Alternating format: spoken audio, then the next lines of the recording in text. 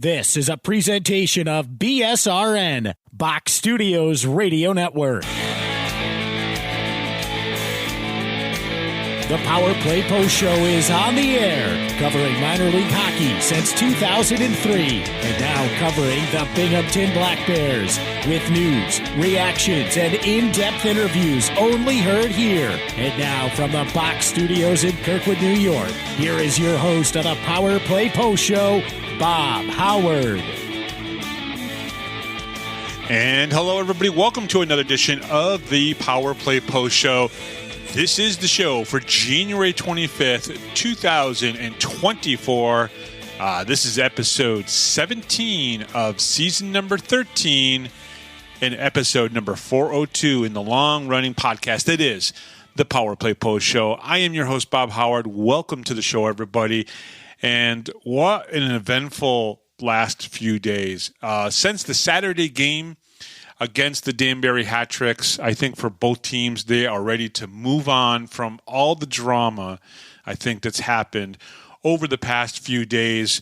And there are obviously some news around that, and we'll talk about that in just a little bit. Today's podcast will be a preview of this weekend's games, a little bit of news from around the league, which really is about Danbury and Binghamton at this point. And we will talk a little bit about some happy stuff that happened on Monday for three of the Binghamton Black Bears. And I'm really happy for those three Black Bears. But let's get going here. The Power Play Post Show is on Spotify, Apple Podcasts, Google Podcasts, Amazon Music, and iHeartRadio. Just search Power Play Post Show on whichever platform you listen to your podcast, and please subscribe. Please join the Power Play Post Show Facebook group. We just in the last 2 days, we've gotten about 20 new subscribers to our Facebook page, our Facebook group. Thank you very much for joining. But just search the Power Play Post Show on Facebook, and please join our group and share that with your friends too, especially if they're hockey fans, especially in the Binghamton area. And even if you're from one of the other FPHL cities, thank you for being a part. And you can always comment in any of the posts that we post in there. Check out binghamtonhockey.net for all your Binghamton hockey information and curiosity. And this week on the Power Play Post Show, Binghamton Black Bears forward Tommy Wray. What a great interview. I cannot wait for you guys to hear this interview. As I said in my little kind of teaser about this interview on Facebook, this is one of those stories that needs to be told. And I hope we did it justice. I hope everybody hears the true beauty of Thomas Wray. And I hope that he succeeds and goes as far as he really wants to. This is a great interview. I cannot say any more. I hope that every single Black Bear that listens to a podcast will listen to this podcast. And I truly mean that, and listen to this interview. Hear his story from when his father and himself leave Florida, leaving his mom and his sister in Florida to go seek out this dream of his to play hockey. Tommy Wray played for NHL coaches when he was a youth hockey player, and then eventually went to the Chicago area to get involved with a higher form of hockey, of good programs out there in Michigan, and just in the Chicago, that whole area right there, Michigan, Minnesota, Illinois. You can find a lot of great hockey programs, AAA programs. He generally played up from his age, right? So if he was 14, he was playing with 16-year-olds, so on and so forth. And it's just a great story. And there's some sadness in his story, which he was comfortable enough to talk about. So I hope that you listen to this interview. It's a really good one, and I'm really going to push for people to listen to this interview. This is a great story from a great kid. It was a pleasure to spend the hour and a half that I did with him, talking to him. He's a great guy, and we're going to make plans the next time I'm at one of the games to just shake hands and, just a great interview. So I really hope you guys enjoy the interview, enjoy Tommy Wray, and what a great kid. All right, moving on. Let's get to the preview of the Black Bears' 2 games coming up. The first game will be in Watertown against the Wolves on Friday night. That'll be a 7:30 puck drop. So that'll be coming up. The Black Bears are 5-1 versus the Wolves this season. And before I go any further, I did notice that on the Tully's Good Time show that Brooks, who had Dylan, hello. We're going to have you here on the show here real soon, probably in the next couple weeks or so. We're going to have Dylan, the equipment manager, here on the show. I finally got to meet Dylan last Saturday at the game. He came up to me and said hello and enjoyed my show, and I appreciate it, Dylan. Thank you very much. I appreciate your videos that you put out about how you take care of the locker room.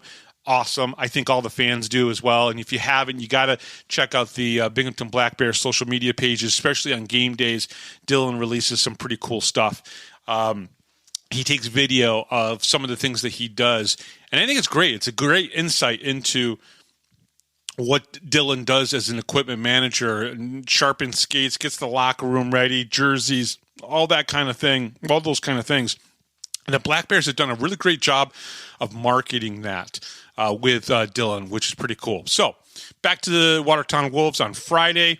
I was going to say Brooks Hill mentioned on the Good Times Tully show that they're doing something special for the broadcast. Now, I think for Watertown, it's a very difficult place to go up and broadcast if you're a visiting broadcaster. So I think they're going to do something kind of cool. Hopefully they're doing that in the offices type of thing where he's there with, maybe either Cole, or he can bring in a couple of guests to call the game with him, which I think would be very, very cool. So I look forward to hearing about that. So Brooks, you could always just drop me a line and tell me what you're doing. That would be cool too, because then I could hype it up here on the show. But the Black Bears are 5-1 against the Wolves this season. The only loss was on November 18th, a 5-1 loss in Watertown. That was their first regulation loss of the season. Remember, the Black Bears only have 3 at this point. Now, against the Wolves, Binghamton has scored 33 goals to only 16 goals scored by the Watertown Wolves. So that is a pretty hefty difference between the two. I mean, the Black Bears are scoring 2 goals to Watertown's 1 goal. Trevor Lord does lead the Wolves and has 15 goals, 24 assists for 39 points. Tate Leeson has 22 goals and 16 assists for 38 points. Both of these guys have burnt us in the past, whether it be physically and or with scoring prowess. So those are 2 guys that you really have to look out for. Now they have 2 goaltenders that we've faced both of these goaltenders this year, and we've beaten both of these goaltenders. But I don't think it's necessarily because of the goaltender's fault.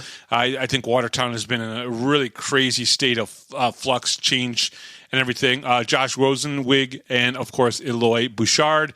The Black Bears have seen both of those goalies this season. Now, team goals for the Wolves, they are scoring 3.4 goals a game. Their power play is at a 20%, and their penalty kill is 76%. The Black Bears, I put this in here. The Black Bears team goals, they've scored 4.7 goals per game. The power play is at 30%, and the penalty kill is at 84%.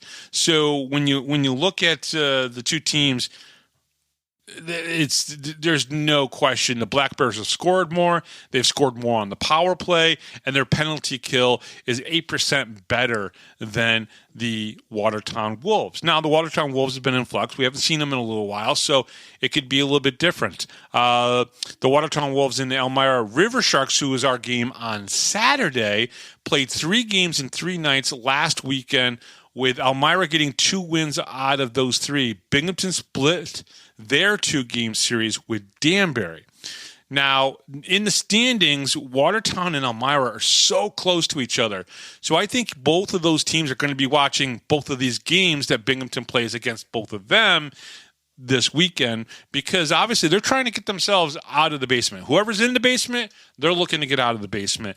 And I will say this, and let me pull up the standings real quick here, fans, just so I can kind of really speak accurately to this, especially at this point in the season.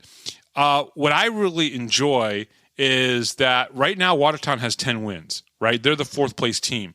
Danbury has 16 wins, and Motor City have 15 wins, but Motor City has more regulation wins. Right now, 4 out of the 5 teams this year have 10 wins or more in the Empire Division. And I don't see Elmira not winning the rest of the way. I see them winning. I really truly believe that Watertown and Elmira will probably hit 15 wins or more this season. They may finish in 4th and 5th place this year, but they're still going to get wins.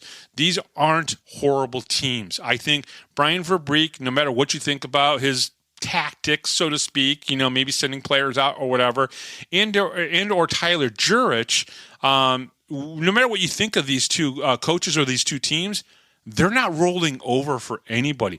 They have skill on these teams, and they can win games. That's why Binghamton this weekend has to really take one shift, one period, one game at a time, and not overlook these two, knowing that they have 3 games in the next 2 weekends against the Motor City Rockers. These 2 games, they have to, really be ready for them. I did speak to Coach just very, very quickly today about some of the news that we'll talk about here in just a few seconds and everything. And he said, listen, I got to get my mind on looking at video for Watertown and Elmira this weekend. So without a doubt, these are 2 very important games. Well, let's preview the game on Saturday. Now, the game on Saturday is against Elmira. The team is 4-0-1 against the Elmira River Sharks this season. So haven't been beat by the River Sharks in regulation yet. Okay. Now, one of the things that's important about this game on Saturday, the doors open up at 3:00. There is the Hart Cup game, which is the police officers against the firefighters at the arena. This is a very important game. And then the jerseys that they have, which are really nice jerseys, very, very nice, very, very sharp, that they'll be wearing, the Black Bears will be wearing. These are the first responder jerseys, very well done. I think the Black Bears have really hit it out of the park this year when it comes to the specialty jerseys that they have been wearing. Either way, the point here is you can for $15, you can get a combo ticket to see both games. I know the Black Bears announced earlier today that there are about 1,500 tickets left. So that obviously, so it's selling good. So if you go, you get a ticket for $15, you can see both games. And it's pretty cool. And you're supporting the police officers and you're supporting the firefighters when you go and check out that game, which will be pretty cool. Now, the only loss was an overtime loss on October 26th. That was a 4-3 overtime loss against the Elmira River Sharks, and that was on October 26th. Now, very similar, but maybe a little bit less in numbers, but we've played a couple less games than against Watertown. Black Bears have 31 goals for and have only given up 17 goals, so just under that 2-to-1 goal ratio.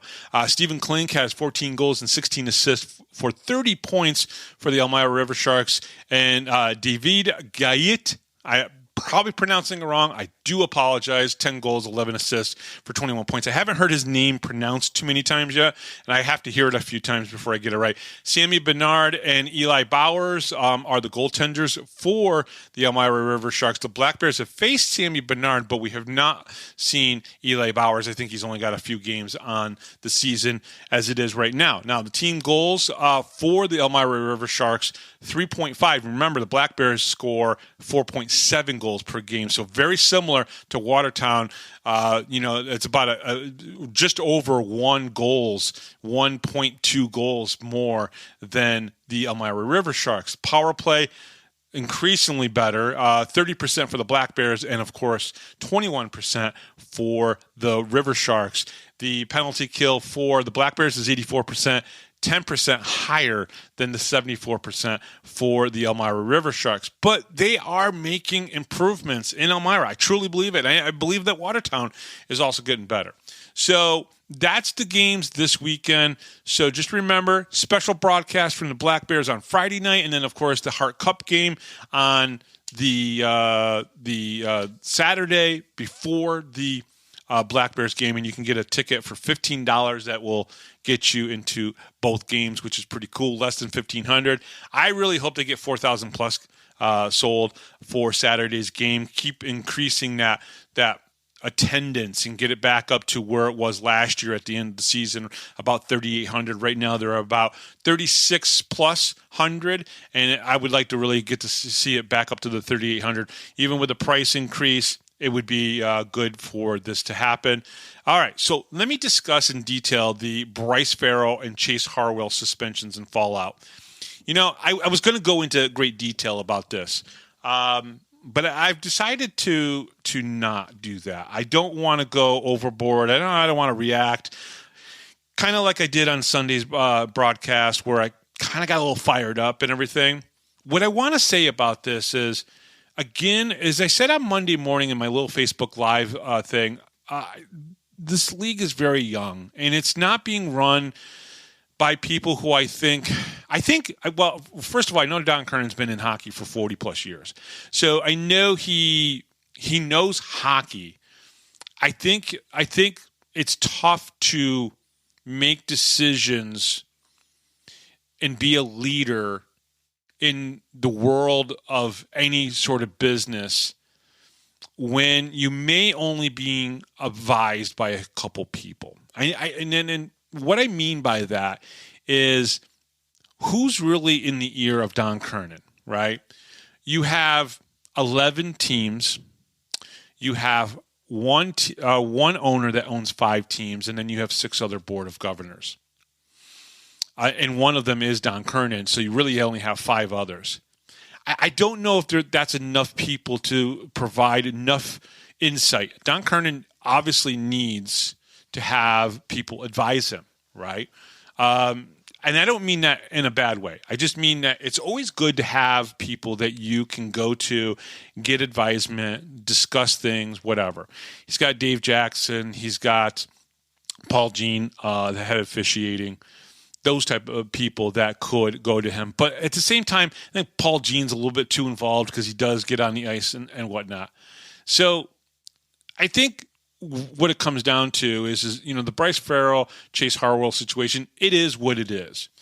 And I still go back to the fact that if the referee who was on the ice, William Lyons, staring down Dina Cola and Andrew Logar, if he would have called 2 penalties there, none of this happens.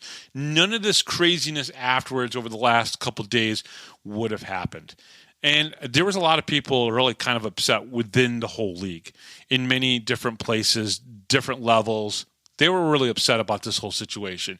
This blew up in a way that wasn't good for the league, wasn't good for Danbury, wasn't good for Binghamton, wasn't good for Coach McCreary, wasn't good for, Brant Sherwood. Definitely, even Watertown followed suit, and probably just not good for them. This is not a good look for everybody.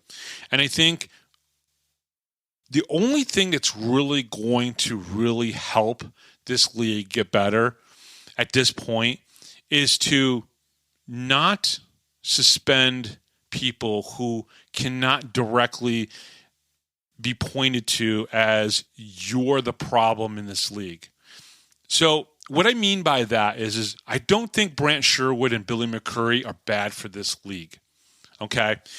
No matter what Danbury fans think of Brant Sherwood, no matter what fans from Binghamton think of Billy McCurry or that organization, those 2 people are not affecting the league as much as bad officiating, inconsistent suspensions, those type of things. That's what the league really needs to clean up. They don't need to clean up Billy McCurry, who is on a bench trying to get his team back into a game and did not have control of Chase Harwell. And I don't mean that he didn't have control of him. You can't control a guy who just came off the ice after a shift and then 4 or 5 seconds later is back on the ice. Billy can't control that. He can't stop him from doing that. Now, Brant Sherwood, when the two guys came off the ice or off the bench from Binghamton, Brant Sherwood was yelling at his players, do not go, stay, because he knew this was a bad situation. Now, Farrell was already on the ice, gets into the altercation. Dave Jackson had basically a ruling. This is what he said. This is his vision of what the rule was, which was that Farrell, when he came off the ice, he did not make a hockey play. I think he worded what he said wrong. He came out and said his intention was to not play hockey, but to fight. And I think that probably is the wrong interpretation of what he was trying to say. I think what Dave Jackson was probably trying to say was that he went out there and he did not complete a hockey play. And if he would have completed a hockey play first, like say the puck got to him and then he passed it to somebody else and then he went after Harwell, then I think that would have been a hockey play.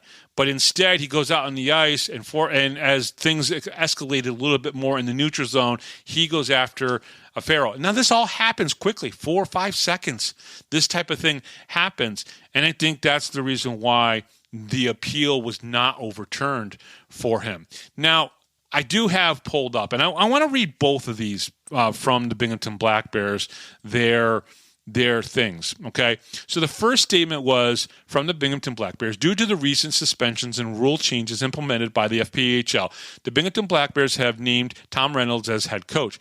Brant Sherwood will continue with the organization as an assistant coach after serving his suspension, which our organization will appeal. With the recent rule changes and unpredictable, inconsistent suspensions being handed out, we felt this was in the best interest of the hockey club, Andreas Johansson. Okay. Now, they came out later or earlier this evening, believe it or not, as I'm recording this, another statement from the Binghamton Black Bears. The Binghamton Black Bears are pleased to announce that Brant Sherwood has been reinstated as head coach effective immediately. We would like to thank Commissioner Don Kernan, Director of Player Safety Dave Jackson, and Director of Officiating Paul Jean for working with us on our appeal of the suspension. Furthermore, I would like to apologize to the FPHL Board of Governors, member organizations, and staff that have been negatively impacted by our previous statement. So essentially, I think what happened here, folks, is that everybody kind of got together with cooler heads. Okay? And essentially what happened is the Black Bears made their appeal, and I knew that they were making an appeal. Brant Sherwood and I talked yesterday for a good 40 minutes, and essentially he came down. He basically said, yeah, we're appealing this, and we sent our appeal in. And so they did that. And I think that the conversations all probably happened today. Meetings with Dave Jackson, Paul Jean, Don Kernan, Andreas. There was probably one also for Billy McCrory as well. And I personally think a conversation was had by everybody. And I think the conversation basically came down to how are they going to use that suspension rule that they kind of announced and then clarified and whatnot about the 50% for coaches. And I think that there is no way to prove that a coach has sent out the player onto the ice. And unless you see a guy tap him on the shoulders and there's already 5 guys out there and he's sending out another couple guys, I don't think there's really a way to do that. I think it's very interesting that we may not get clarification on this, okay? And we may not know. There are a couple other things that we need clarification on that we don't know, which is how long is the roster spot going to be affected for the Black Bears? Is it going to be 6 games for the suspension for coming off the ice? That rule that was interpreted that way by Dave Jackson, or will it be 7 games because he also got the 1 game for the aggressor penalty, which 100% is completely valid. The 6 games for the other is not necessarily as valid, at least in my opinion. So that needs to be cleared up. I've already reached out to a couple people to ask them, how long will this suspension or the roster reduction for the Binghamton Black Bears be? Will it be 6 games or will it be 7 games? I have a feeling it's 7 games. I think because he was suspended all in one shot, 1 game for that, 6 games for that, it's going to be 7 games that he'll be, because it's multiple games, right? And so I really do think it's going to be 7 games. That's fine. And so the other thing we need to clear up is before this weekend, we need to know the status of Jake Schultz after the hit from Chase Harwell on Saturday night in the first period, where he may have an upper body injury. With all the craziness that's happened this week, I haven't been able to talk to Brant Sherwood about that. So hopefully we'll find out within the next day or two how that's going. We'll obviously know on Friday night if he plays or doesn't play. Now, if he doesn't play, I did post in the Facebook group. Okay. And if I can get over to that real quick, I can actually talk about it for just a few seconds because it does preview this weekend a little bit, right? So if we look at the forwards, Gavin Yates, Tyson Kirkby, Austin Thompson, they could be on one line together. Nikita Ivashkin, Jesse Anderson, and Donald Oliveri could be on the second line. The third line could be Andrew Logard, Jesse Fletcher, and Connor Smith. Defensemen could be Schultz and Walters, Bond and Stone, Weber and Liam Anderson, right? Connor McManama, Sam Levici. That leaves Thomas Ray out. Now, if Schultz can't play, Jesse Anderson probably could move down to the Jesse Anderson could move down and play defense for Schultz, and then you fit Tommy Wray into that configuration somewhere. Now, can he be a center for Nikita Ivashkin and Donald Oliveri? I'm not sure. They might mix things around just a little bit more to get Tommy Wray in there. So we don't really know. But what we do know is if everybody's available for Friday, including Schultz and Donald Oliveri, I don't know if he's going to travel with the team up to Watertown, but if everybody's available, someone is going to sit because you have 18 guys with Tommy Wray being on the 4-game PTO. So it'll be interesting to see what the Black Bears do in that. All right, so that is that. I do want to just say real quick before we go on, there are 4 teams with a roster spot down due to the new rules and the coaches that are suspended. As well. But they are Mississippi, Binghamton, Elmira, and Danbury are all playing with a roster spot down. Now, the coaches that were supposed to be suspended at this point but are not now, well, Brant and Billy are not, but Joe Pace Jr. is. Okay, so let's do just a quick highlight. If you watched the Tully's Good Time show, you heard Tom Reynolds went up with the Black Bears, Sam Levici, Nolan Egbert, and Connor McAnanama up to Syracuse Crunch to do the skills event on Monday. So what's pretty cool is that the Syracuse Crunch once a month do a skills competition, skills drills. Basically, they go up there and they let the forwards do a lot of work with the goaltenders. And it's kind of like a 3 or 4 session type of thing. So it takes a good portion of the day. Sam, Nolan, and Connor got to go up and be a part of that. I spoke to Nolan a little bit on Facebook talking about this, and they were just ecstatic. They just had a great time, learned a lot. If you listen to Tom Reynolds, he got to sit down with Bouchard, who's the coach of the Syracuse Crunch, and they just talked about hockey and about everyday life. And that's great, right? Because you're building a relationship with an AHL team. And it doesn't mean that guys are going to get called up to the AHL from the FPHL. But there's a working relationship now. There's a good feeling. Jim Sorosi is a very great general manager. I worked with Jim Sorosi. I've known him for many, many years. He is an amazing person, a good hockey guy, and Syracuse is really lucky to have him. And the American Hockey League is good to have Jim Sorosi up there. And Jim Sorosi and Tom Reynolds, and I loved it because Tom was talking about, hey, I've known Jim Sorosi for about 20 years. I'm like going, wow, that's about the amount of time that I've known Jim Sorosi. And the Syracuse Crunch were one of the first teams that actually reached out to me and when I was starting this podcast almost 20 years ago, and got me involved with covering their team as well as the Binghamton Senators at the time. So very, very cool organization. They've always loved and respected their relationship with the city of Binghamton and the hockey people here. So great. This is a great highlight. Great for Sam. Great for Nolan. Great for Connor. Great for the Binghamton Black Bears. Maybe it gets a little overshadowed with all the craziness that's been going on. But it's great to see that, first of all, the Black Bears, Brant, Sherwood, is not suspended for what happened on Saturday.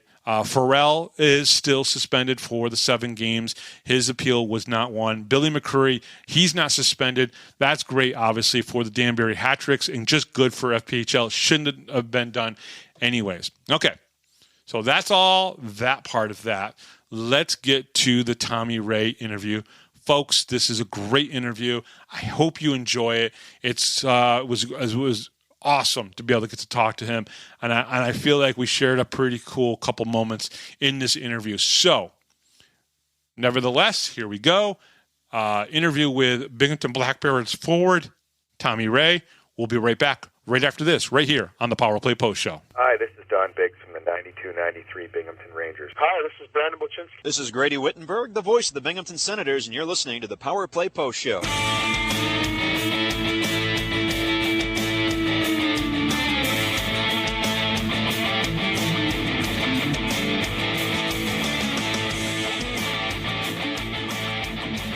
Here is another Power Play Post Show interview exclusive with Bob Howard. And welcome back, everybody, to the Power Play Post Show. Great to have this gentleman on. He comes to us from the Binghamton Black Bears. He is one of their forwards. He is Thomas Wray. Tommy, welcome to the show. It's great to have you on. Yeah, it's great to be on. Thanks for having me. Tommy, I know that Tuesday nights is Tully's Good Time show with the Black Bears and everything. It's an interesting show probably tonight because the new head coach of the Binghamton Black Bears, Tom Reynolds, is there. You guys probably were kind of like thrown a little off with everything that happened this week. But one of the things that I talked to Brant Sherwood about is that he wanted to make sure that Andreas and he and Tom Reynolds took care of all the stuff so you guys could just concentrate on the play on the ice. I got to imagine it's good to have a coach like that who thinks out for you guys like that.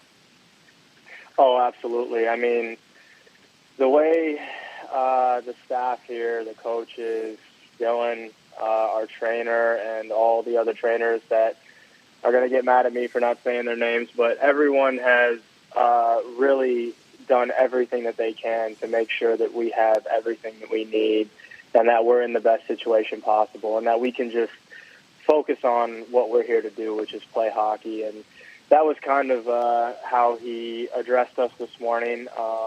Although we all, kind of knew through word of mouth and, just got the gist of the situation, he just wanted to address us all and said, hey, look, we're going to handle everything behind the scenes. Yeah. We'll deal with all the things that we get thrown at us, and you guys just worry about doing what you've been doing, which is playing great hockey. And that's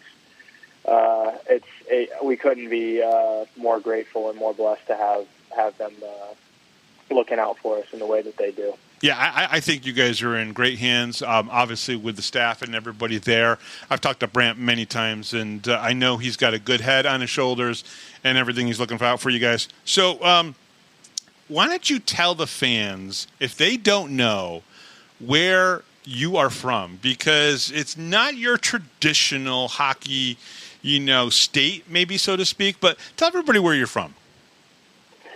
So I was born in Longwood, Florida. I always kind of say Orlando because that's kind of one of it's a known region of Sure. Florida. Longwood's just a suburb of Florida, but I'm a Floridian, and that is definitely something that will kind of get people looking at you funny when you start talking about hockey because nobody really pieces Florida and hockey together. But believe it or not, it's actually becoming very prominent in the South and in the state of Florida. I think everybody's kind of caught the hockey fever. Which is great. But yeah, it's actually funny how it came to be, too. My father was a baseball player, And so he put me in T-ball when I was like 3. And we, being 3-year-old kids, were just kicking around in the dirt and doing nothing. and he was standing out in the Florida heat, which can be brutal. And he got the bright idea of taking me to the hockey rink where he could sit in a nice air-conditioned building and watch me do whatever I was doing. And from there, that's where I fell in love with the game, and the rest is history. Yeah, let's talk a little bit, though, about growing up in Florida, because obviously there's the Panthers, there's the Lightning, I think there's the Florida Everblades, which are play in the ECHL, if I remember correctly. So there is pro hockey down in Florida, and there are hockey rinks all through Florida, small rinks and everything, community-sized rinks in some cases. And, of course, there's 4 or 5 pro-type rinks in Florida and everything. Can you talk to me about the accessibility? Was it hard when you were, 4, 5, 6 years old, just getting into it to find ice time? So, fortunately for me, I was pretty close to one of those rinks. I think there's a few more in the state now, but they were a bit of a rarity at the time, which had its pros and cons. The hockey community in Florida was a very tight-knit community, especially because of the lack of access. But if you knew the right people and you put yourself in the right situations, there was definitely plenty of opportunity to train and to get on the ice, and that's just kind of how I went about it. Just being a rink rat and being around, helping coaches, getting to know different people, and getting opportunities to train and to play.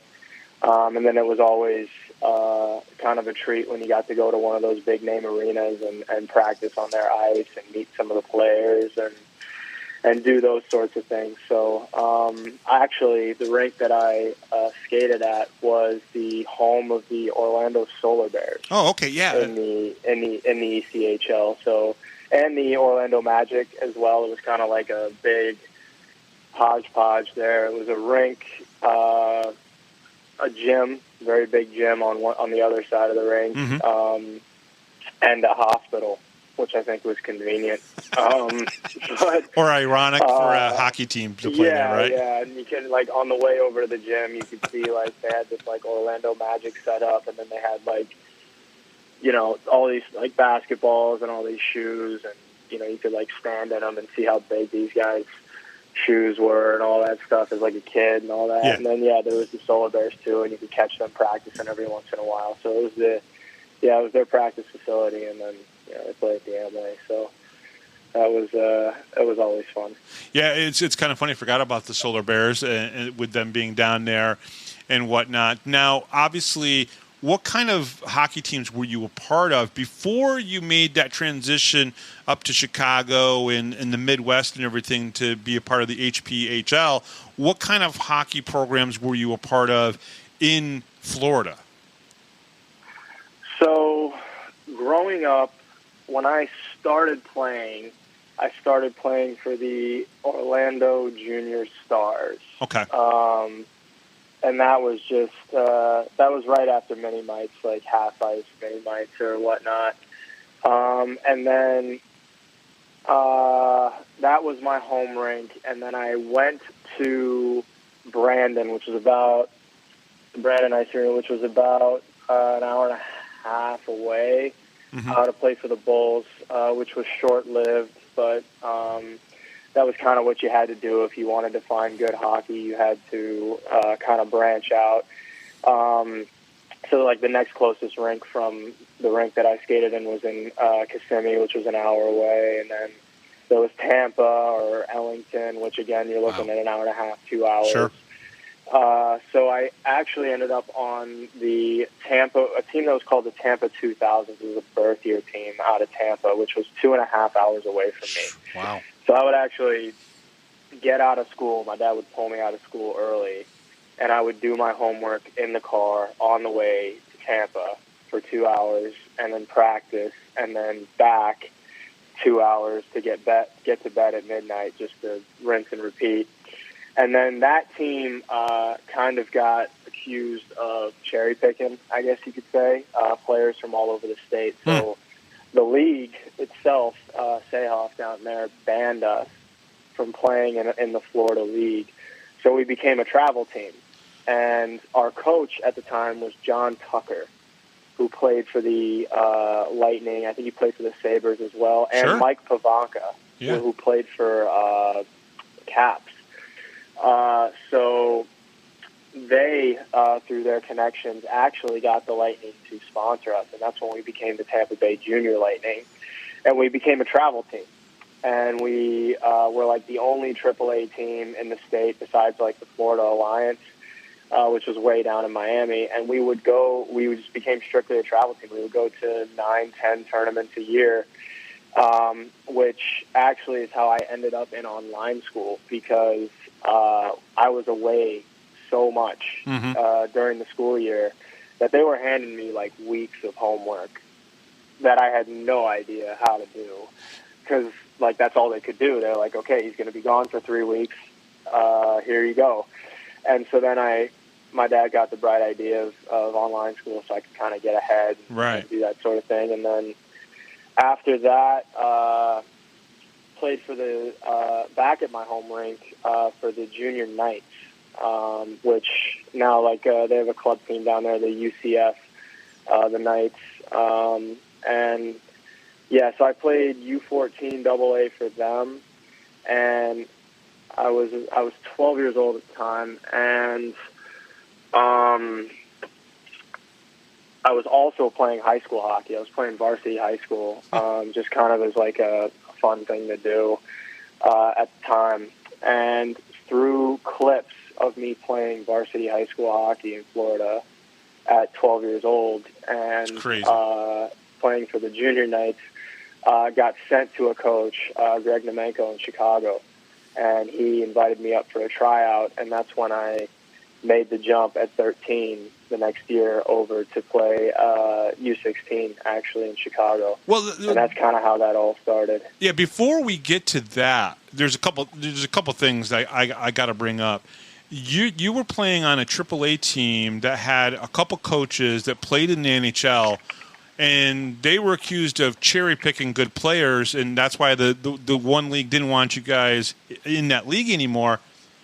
But I got to imagine the players that were playing on that team, even though we're talking about youngsters, we're talking about young players, they had to be very highly skilled because, you know, two NHL coaches or two NHL former players are not going to just, you know, have the runabout kind of player.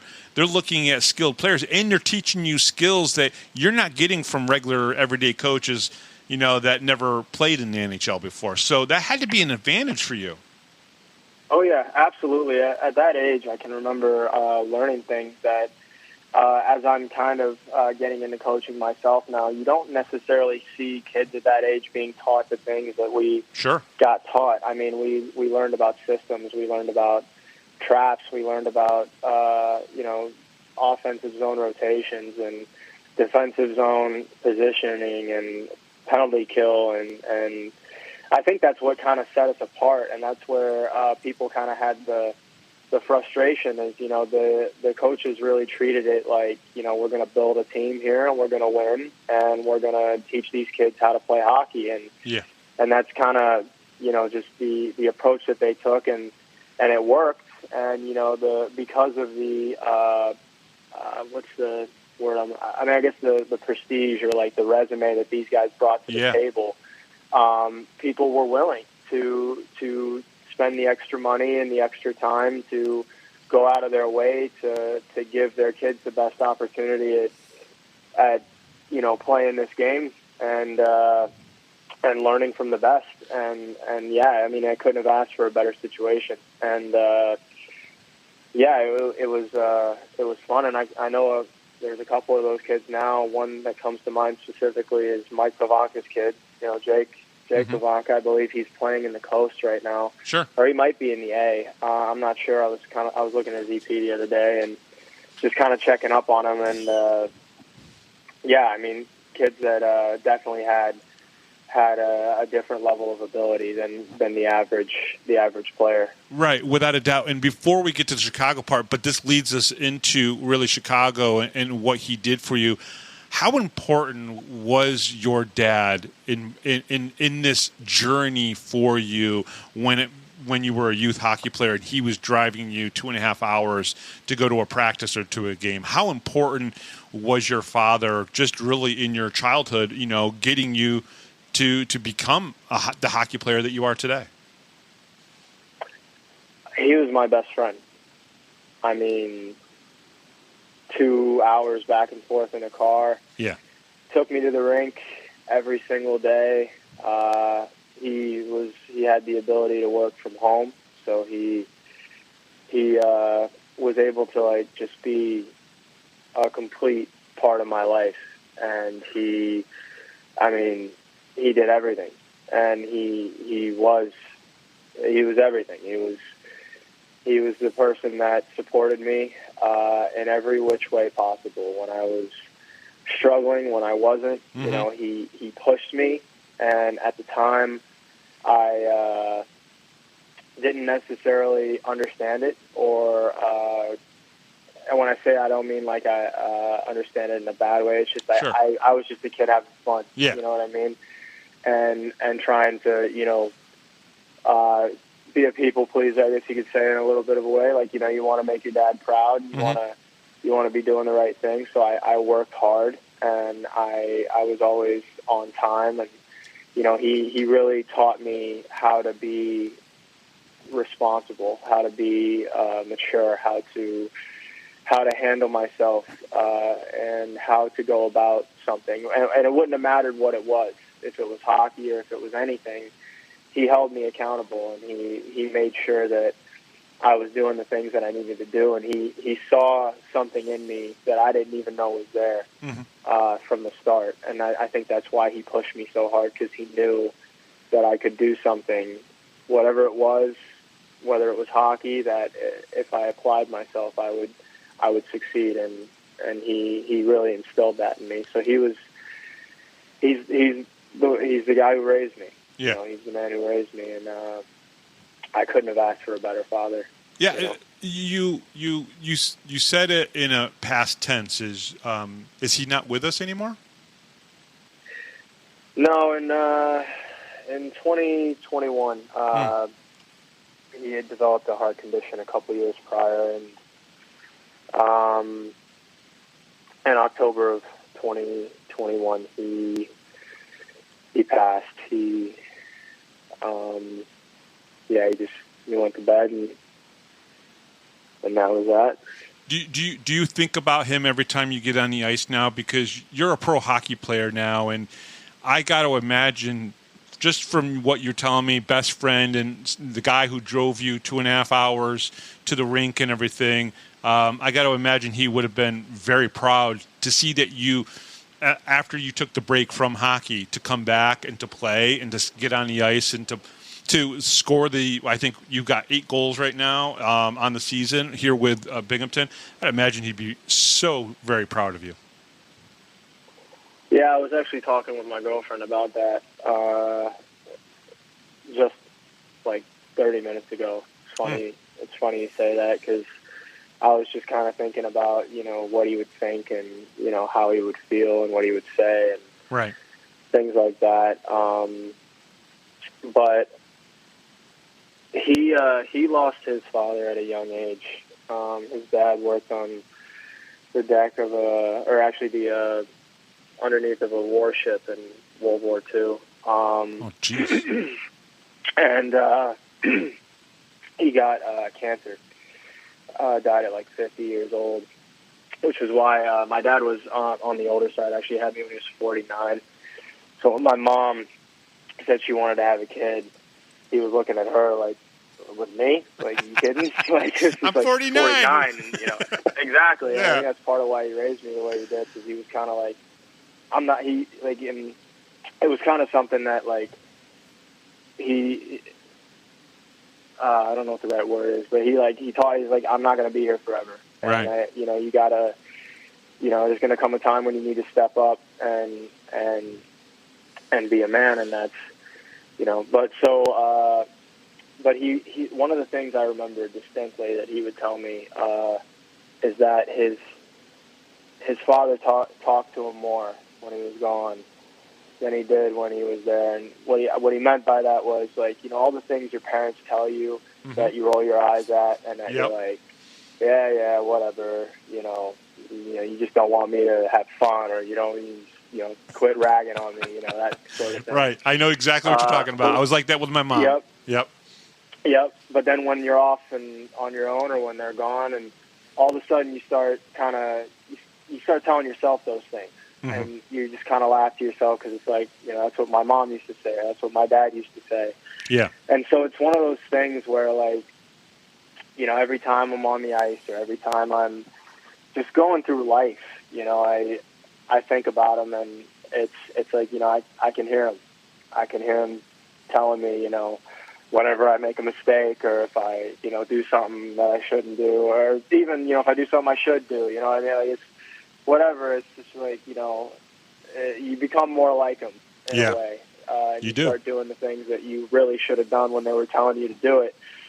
Now that they're not, you're like, all right, it's time to listen to old dad, because he was right. And that's you're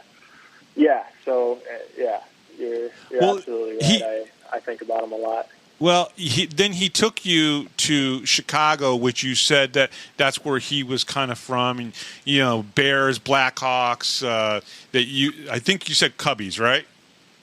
Yep. Yeah, he was a Cubs fan. Yeah. Which, funny enough, they won the World Series on his birthday. He was a baseball player, and when they finally broke the curse, it was November 2nd.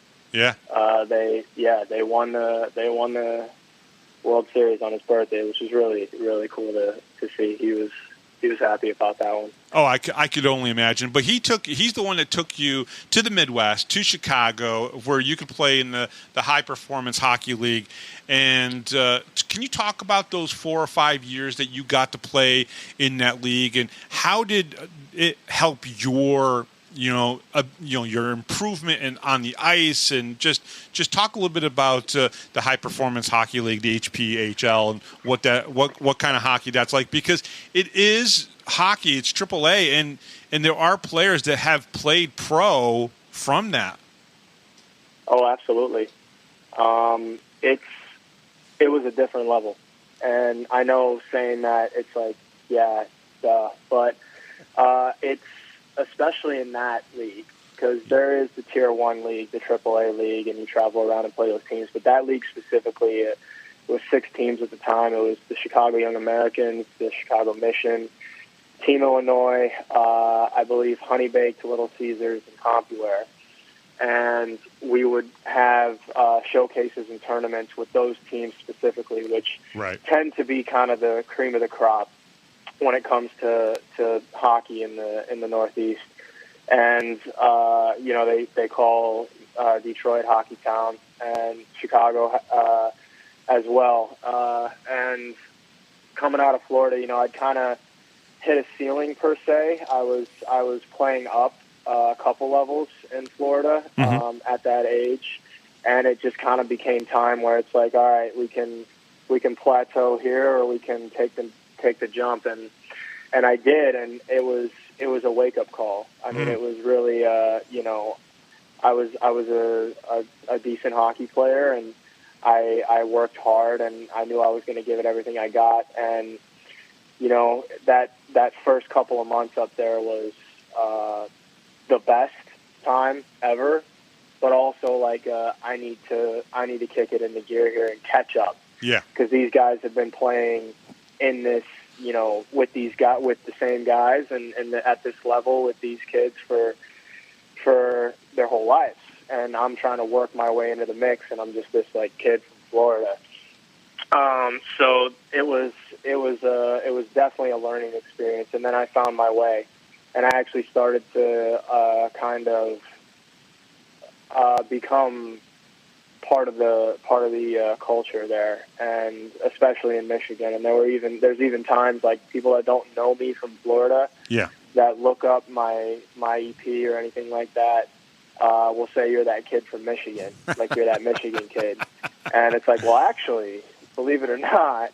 But you kind of get, once you build your reputation, then you kind of become one of them, in a sense. And then it really changed me as a player because, Florida hockey at the time, at least for me, especially at that age, was, a little bit of run and gun. You could get away with some things that you definitely can't get away with in Michigan or in Chicago. A little bit more physical on the boards. Oh, absolutely. Yeah. Not the time and space or the room to, coast your way up the ice and try to toe drag somebody. It was, move the puck quick, making plays, chipping pucks up the wall. And I learned that the hard way. Yeah. Where it's like, you go up the ice and center ice, try to make a move around somebody, get your head knocked off, back to the bench. Coach goes, yep, we're not in Florida anymore. Yeah.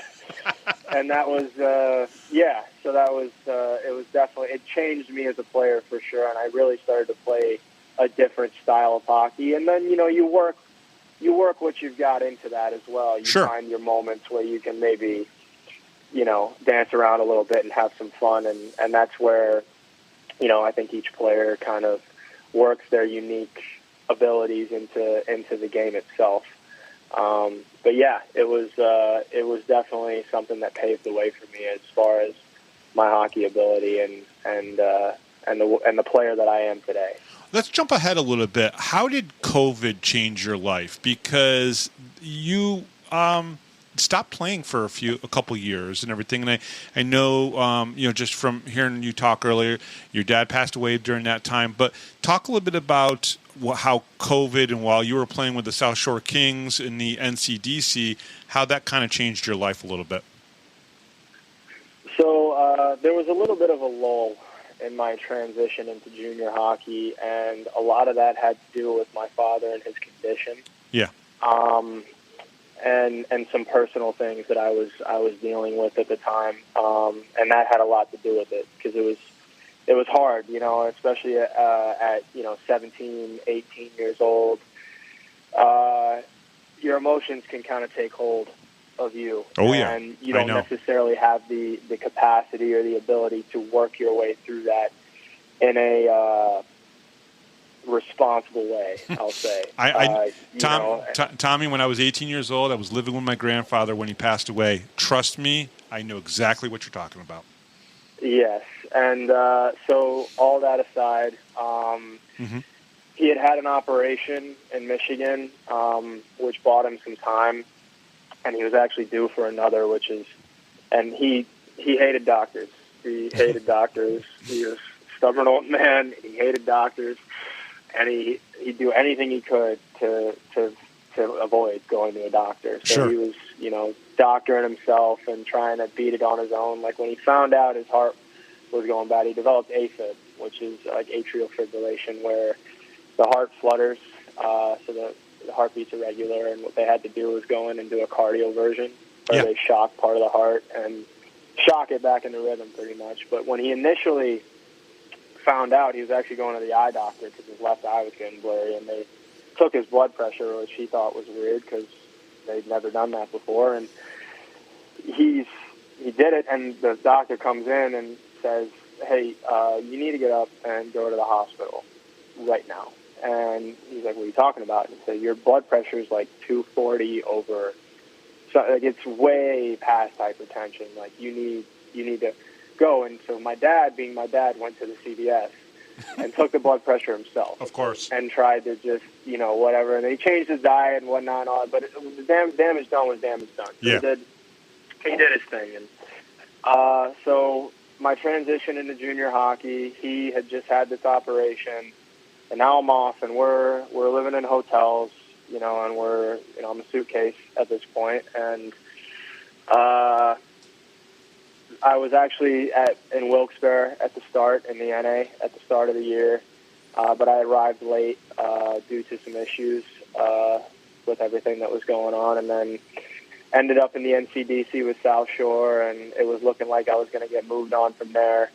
And with COVID at the time at its peak, yeah, and all the the news and nobody knows how serious we need to be taking this, and talking about lockdowns and quarantines and all this stuff, we inevitably decided that it was just best to go back home, to kind of settle in and get ourselves situated before we can't. Right. And, with his health and everything. So that's what we ended up doing. And then sure enough, like as soon as we got back to Florida, lockdown. Yeah. Don't leave your apartments, masks, the whole thing. And Florida was honestly probably the best place to be at that time, as far as leniency was concerned. Sure. And so that's what we did. And I spent 3 months in my room playing Xbox and doing nothing with my life. And then as things died down, I wasn't really in the frame of mind to get back into hockey. I'd kind of had a bit of a bitter mindset at that point, because I set off, at 13 to go to play hockey up north with a goal in mind that I clearly didn't reach. And I kind of said, all right, I'm going to put this away and, whatnot. And I got a job working at the Home Depot, driving forklifts, loading delivery trucks and all that. But day by day, as time went on, I just found myself thinking about hockey. Missing it. Like, more and more. And I'd be on my lunch break and in my head, I'm on the ice. And I just decided, I had worked my goal at the time was to kind of transition into adulthood and just get on my own. My parents were moving out to this retirement, it's called the Villages in Florida. I don't know if you've heard of it, but it's basically this big retirement community, and they all drive around on golf carts, like these decked out golf carts, and these party towns. And, I was like, great, good. You guys have been slaving away for however long ago. Like, go enjoy yourselves, but I'm not going out there with you because there's nothing out there for me. So I got my own apartment and, worked my way into full time. But I'm working hard. And I was like, you know what? I was working just as hard playing hockey. I'm still young. There's something in me that wants to be out there. So let's give this another shot. And I went to one of the local rinks that local. It was an hour away from me, but I knew the coaches there, and I knew if I went, they would let me on the ice, no questions asked. And at the time, I didn't have the money to be paying for hockey or anything like that. So it was like, and I just quit my job in glorious fashion. So I was like, all right, nothing, no money. I'm going to need help with rent this month, but I'm going to go play hockey. And it was actually funny. I walked out of that job and I didn't say anything. And then they called my dad. Oh, no. And I was having Thanksgiving dinner at my uncle's, and my dad pulls me aside and we go into the garage and he's like, so how's work? Uh-oh. And I'm like, it's great. And he's like, yeah, so why haven't you showed up in 3 days? And I was like, and and he's like, so what's going on? I'm like, I'm going to play hockey again. He's like, yeah, I figured. and that was... He knew. He knew. So, absolutely. And then he was like, all right, well, if you need any help, and at that time, thankfully, I still had him around to help me. Yeah. And that was getting towards the end of 2020. Or actually, sorry, no, that was, it was getting towards the end of 2020. And anyways, so I went to the rink and eventually got a job there and started driving the Zamboni, and that's how I got, to skate for free, kind of, and then just, did what I knew how to do best, which was be a rink rat, help coaches out, build relationships, because I didn't have the money to be paying for lessons or training or any of that, or ice or any of that, so I worked my way into, developing some relationships. One in particular was with this guy named Eric Perrin. And if you look him up, he had an extensive career in Europe, mainly in Finland. I think he played in Switzerland and Russia as well, played in the K. Yeah. Played in the American League, played in the NHL, won a cup with the Lightning.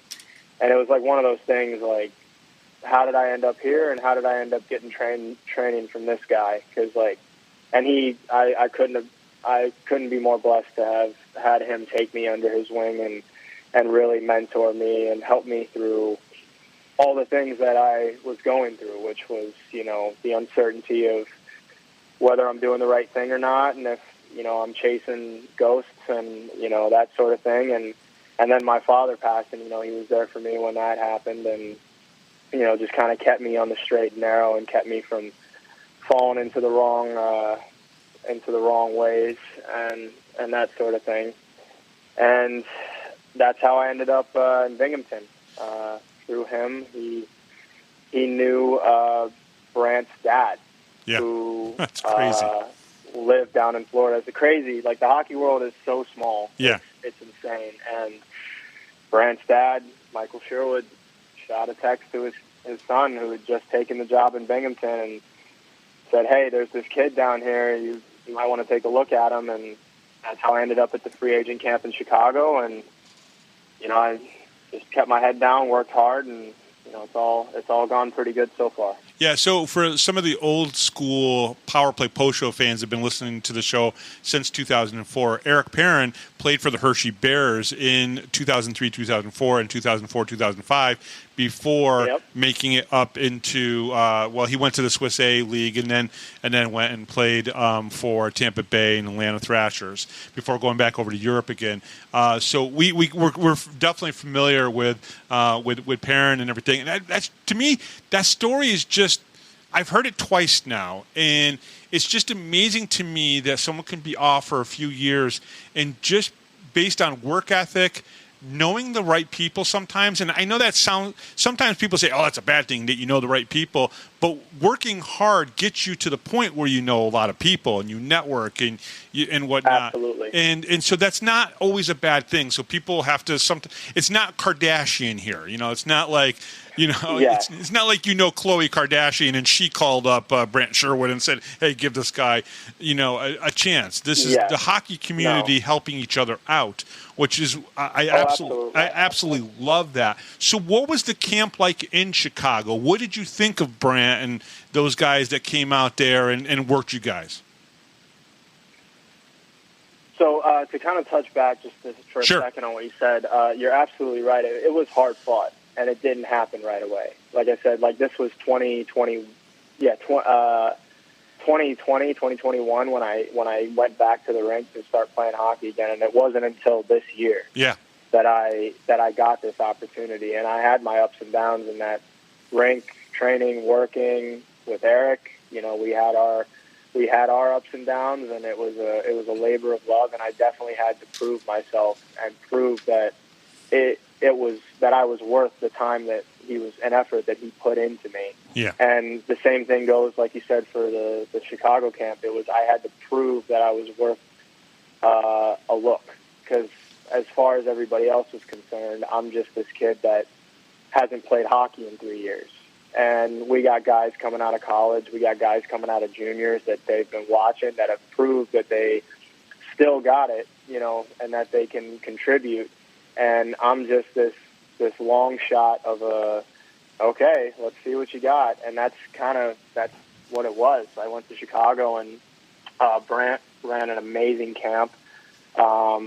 He was involved from the jump. I mean, from the moment you walked in the door to the moment you left, engaging with the players, getting to know them personally, getting to know them as people, and off the and on the ice as well, just evaluating, and very, very clear on what he was looking for. And kind of, I can remember distinctly a moment in camp where he stopped the game, came down, got everybody together, and said, hey, look, I just want to let you guys know it's going to take more than just scoring goals to make this team. Sure, yeah.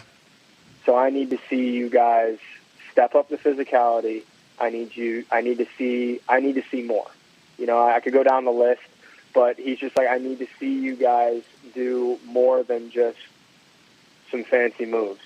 And that really set the tone, that, you really need to be an all-around hockey player in order to play for me, because I'm not just going to take some kid that's a liability that, can, score a fancy goal here and there, but I can't trust him on the back end, or I can't, trust him to do the things that I need him to do away from the puck. Sure. And that's been a process for me as well. You know, being out of the game for 3 years, it was again almost kind of like felt like going to Chicago for that first time. It was like a wake up, like, oh, okay, I need to, you know, this isn't Daytona Men's League anymore. I need to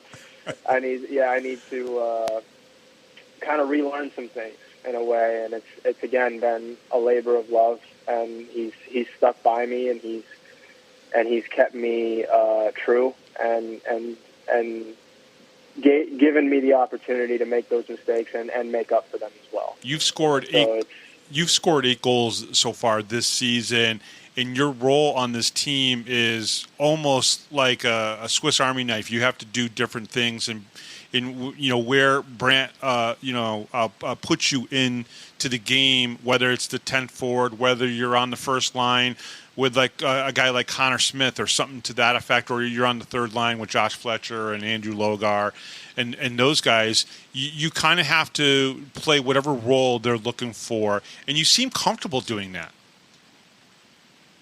Yeah, I mean, it's one of those things. Like it reminds me of a question that people always ask me, which is like, what position do you play, or like what do you play? And as time goes on, especially when you start to climb through these levels, it becomes I do whatever I need, wherever I do whatever it takes. Like I will play wherever they need me. Right. Apart from, I don't think I could strap on the goalie pads. I think that would be a disaster. So Connor can play forward, but you're saying I'm probably not going to step in his skates. Connor Smith is a phenomenal. No, I meant Connor McAnanima. Oh, sorry. Because he played forward for one game. Yeah. Yes. Oh my God, I forgot about that. Yes. No, I could not. No, I could not put on the goalie gear. That okay. Man is a legend, and he he was on the bench and he's like, put me out, I got the legs, and he had the legs. He was zipping around out there. It was so. That was one of those things like that'll be a memory that I look back on. Well, a story that I tell for the rest of my life. And not just that, but I mean, when he talks to his grandkids, he'd be like, yep. I had an assist in a game as a goalie and an assist as a forward, and the grandkids would be like, what, Dad? What, Grandpa? What are you talking about? But it's pretty cool, though. Yep. Oh man, he's a man of many talents for sure. So Tommy, but yeah, it's just being adaptable, I guess. Yeah. You know, just trying to do what you can to help your team win and do whatever is needed, and being able to play with everybody, I think, is a necessity for not just me. I think just everybody, and I don't think there's a player on this team that can't be thrown into any situation and not thrive. We got Jesse Anderson, who plays D and forward, plays center and wing. He does it all, and there's players on this team that can definitely do anything that is needed in order to keep us going. What is the goal for you this season, and what is the goal for this team? For me, I'm just so glad to be here. You know what I mean? And my goal is to continue to do everything I can to be what this team needs me to be, and do what this team needs me to do, and be a part of the winning process. And I think that is the goal for any team, but for us specifically, we have such a special group here, and I cannot see us not taking it home this year. And that's been the goal from day one. And Brant really, like, I can remember the meeting when he addressed all of us at the start of training camp was, if you're not here to win, then we're going to find out real quick, because that's what we're here to do, and you need to get on that train now. And that's been the mindset from the start. And we as a group have really fought through adversity in many ways, both behind the scenes and on the ice itself. And time again, we find a way to come together in the best way possible and nobody's ever pointing fingers. Nobody's ever, had a negative attitude. It's always just guys picking each other up and moving forward and always positive, and always finding a way to bounce back and do what it takes to get where we're inevitably going to end up, which is a winning season. And that is... Yeah. No, absolutely. Tommy, let's go back to the 6-2 win over the Danbury Hat-Tricks in Binghamton just this past Saturday. You scored what eventually became the game-winning goal, but it puts your team up 3-1. When you score a goal as nice and as pretty as that, when you're in the zone and you have a mindset and you know exactly what you're going to do, does the game slow down just a little bit when you're just that locked in and you're able to make a goal like that? Yeah, it reminds me of, have you seen Ford versus Ferrari, Matt Damon? And yes. Why can't I think of his name? Whatever. No, I got to think of his name now. The driver, Miles, who plays the driver. Anyways, there's a scene where he's talking to his son, and he's talking about the track, and this is right before Le Mans, and he says, when you're going that fast, Christian Bale. Christian talking Bale. about, he says, when you're going that fast, and I'm going to have trouble explaining this because he does it with his hands, but he's got his hands on his eyes like blinders, and he's like, you don't do this, and he closes his hands down, you do this. And when you're going that fast, everything opens up. Yeah. And it's almost like you're moving, and even though you're going 200 miles an hour, you're moving in slow motion, and you can see everything. Yeah. And that's kind of what I would describe it as, especially when you get in the heat of a game, and that's one of the best moments. Like there's nothing else to be thought about, and you're not worried about the next second, and you're not worried about the past second. You're just literally engaged with everything that's going on the ice. And I just wish I could have stayed on my feet after I scored. If you watch it back, for some reason, whenever I score a highlight reel goal, I end up, I was telling Nikita on the bench, I was like, nice hit, because he just barreled into me, and he's a big boy, and he just knocked me right on my ass. And oh man, I was saying, like, for some reason after I score, I forget how to skate.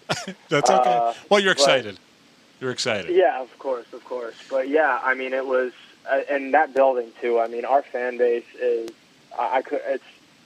it's the best all around. Our facility, our team, our coaching staff, and our fan base it's just the best. And scoring a goal in that building and hearing the crowd, it's a feeling like no other. And I was just happy. I was just really, really happy. And it was a hard-fought game, and I'm glad we came away with the win there. Well, hopefully in the next 27 games, you can have another 8 or 9 goals to add to that tally, and hopefully stay on your skates. You do realize now every time I'm up in the press box looking down, I'm going to be going, Tommy scored. Oh, he fell down again. Okay. So maybe I'll make a thing out of it. Maybe I'll just make it like you do it on accident once, and it just becomes a thing. Well, Tyson Kirk. No, I meant to.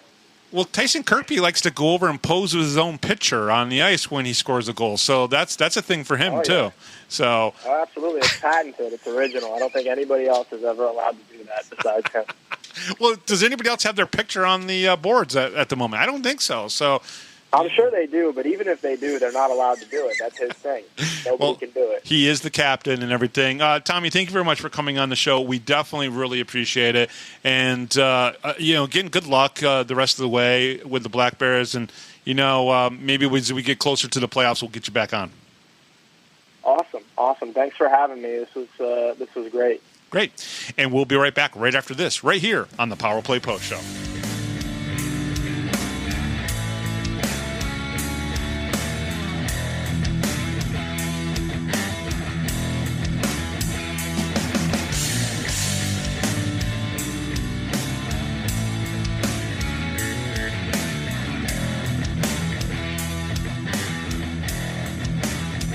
If you're a Binghamton hockey fan, then you need to check out binghamtonhockey.net. for all your news, stats, information, the Binghamton Hockey Hall of Fame, top 10 lists, profiles, and so much more. That's binghamtonhockey.net. You're listening to the Power Play Post Show. And welcome back, everybody, to the Power Play Post Show. Thank you very much for listening to this week's show. Hey, listen, our next show is going to be on Sunday night. It'll be the weekend wrap-up show as we talk about the games against the Watertown Wolves and the Elmira River Sharks. Hey, also, just to let you know, we did a little bit more with Tommy Wray. Matter of fact, he will be debuting a new segment for us on the weekend wrap-up show. It is 6 More Questions With. And obviously, on Sunday's show, it'll be 6 More Questions with Tommy Wray. So check those out. A lot of fun, and appreciate Tommy Wray for coming on the show. Now, the Power Play Post Show is on Spotify, Apple Podcasts, Google Podcasts, Amazon Music, and iHeartRadio. Just search Power Play Post Show on whichever platform you listen to your podcast and subscribe. Please join the Power Play Post Show Facebook group. Just go to Facebook and search for the Power Play Post Show. Check out binghamtonhockey.net for all your Binghamton hockey information and curiosity. Thank you to Rob Lapolis, our MC, John Patitucci, our musical director, and our guest this week, Binghamton Black Bears forward, Tommy Wray. I am Bob Howard, and you have been listening to the Power Play Post Show.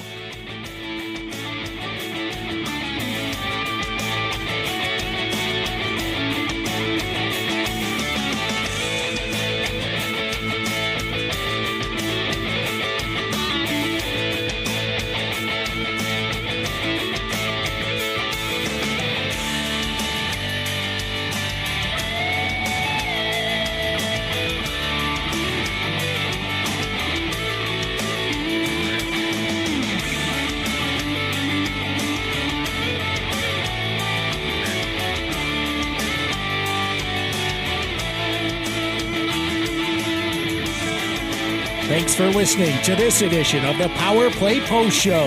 Be sure to tune in next week to the Box Studios Radio Network for all the latest Black Bears news and interviews from around minor league hockey.